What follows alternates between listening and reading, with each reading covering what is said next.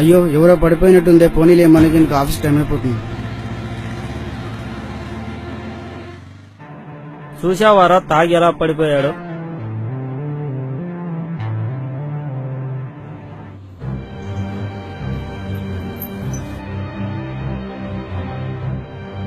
అయ్యో ఫిట్స్ వచ్చినట్టుంది, ఇప్పుడు ఎలా? ఇప్పుడు ఏం చేద్దాం? పెద్దయినా 108కి కాల్ చేద్దాం.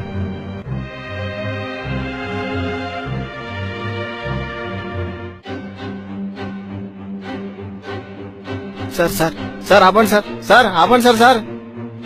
షట్, కనీస బాధ్యత కూడా ఎవరికి లేకుండా పోయింది. అమ్మయ్యా, టైంకి అంబులెన్స్ వస్తుంది. Stop stop stop stop stop stop stop. ఇందులో నా ఆఫీస్ అడ్రస్, నా ఫోన్ నెంబర్ ఉంది. ఏదైనా ప్రాబ్లం ఉంటే నన్ను కాంటాక్ట్ చేయి, ఓకేనా? హాస్పిటల్కి జాగ్రత్తగా తీసుకెళ్ళు.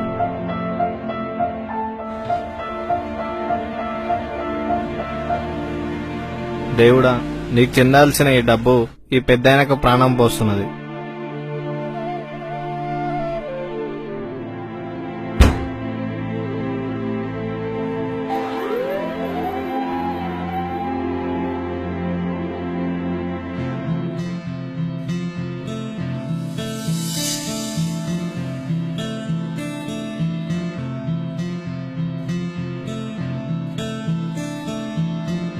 Good morning.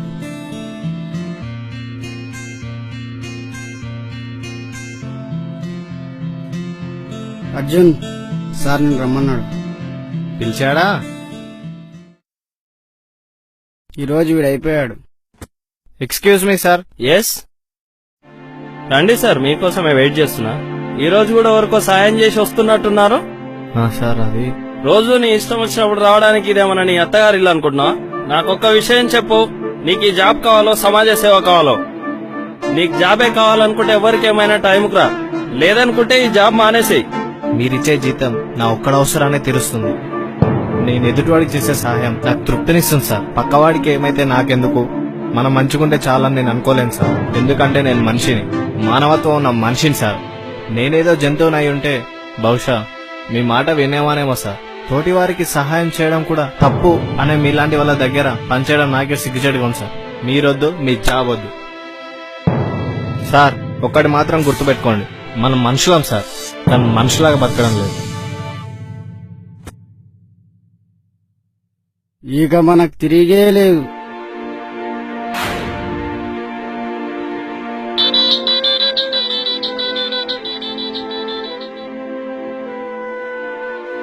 హలో, ఎవరు?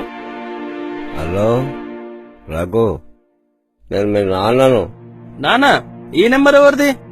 అసలు ఎక్కడున్నారు మీరు? హాస్పిటల్లో. హాస్పిటలా? అసలు ఏమైంది మీకు? కంగారు పడకు. గుడికెళ్ళి వస్తుంటే గాంధీనగర్లో పిలుసొచ్చి రోడ్డు మీద పడిపోయా. అందుకే మిమ్మల్ని ఒంటరిగా బయటికి వెళ్ళొద్దని చెప్పేది. ఏమీ జరగలేదు లేదా? సరే, వస్తున్నాను, ఉండండి. ఎవరో అబ్బాయి నన్ను అంబులెన్స్ లో హాస్పిటల్ కి పంపాడంట.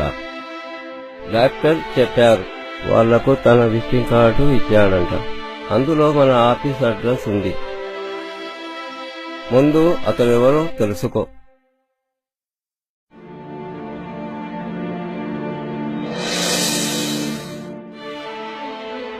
సార్ ఇంతకు ముందుకు నేను కూడా వచ్చేసాను, బట్ ఆఫీస్ కు లేట్ అవుతుంది వచ్చేసాను. మీ ఫాదర్ అని తెలుసుంటే హాస్పిటల్ కి తీసుకువెళ్ళేవాను సార్. నువ్వే కాదురా, అక్కడ అర్జున్ మా నాన్నని సేవ్ చేస్తున్నాడని చూసుకోక అతనిపై నోరు పారేసుకున్నాను. మా నాన్నని తెలుసుంటే నువ్వు కాపాడేవాడివి, కానీ ఎవరో తెలియకపోయినా సహాయం చేయడం వాడి మంచితనం. పక్కవాడు చస్తున్నా పట్టించుకోకపోవడం మన పిచ్చితనం. అదేరా వాడికి మనకున్న తేడా. ఇన్ని రోజులు వాడు వెళ్లిపోతే వాడి ప్లేస్ లోకి ప్రమోషన్ తో రావాలనుకుంటున్నావు. నీది స్వార్థం, వాడిది నిస్వార్థం. నువ్వే కాదురా, మనిషన్న ప్రతి ఒక్కడు అవసరాన్ని బట్టి ఎదుటి వ్యక్తికి సహాయపడతాడు. కానీ వాడరా అసలైన మనిషి. తన స్వార్థం చూసుకోకుండా 10 మందికి సహాయపడుతున్నాడురా. మనిషి అన్నప్పుడు ఎంతో కొంత మానవత్వం ఉండాలని వాణ్ణి చూసి మనం మారకపోయినా సరే గాని అలాంటి వాడిని మార్చాలనుకోవడం నేను చేసిన తప్పురా. ఇప్పటి వరకు నాకు అన్నీ ఉన్నాయనుకున్నాను గాని మానవత్వమే మనిషికి అన్నీ అని తెలుసుకోలేకపోయానురా. మనిషికి నిలువెత్తు నిర్వచనం వాడరా. మనిషి అంటే అలాగే ఉండాలి, మనిషిగా పుడితే వాడిలా బతకాలి.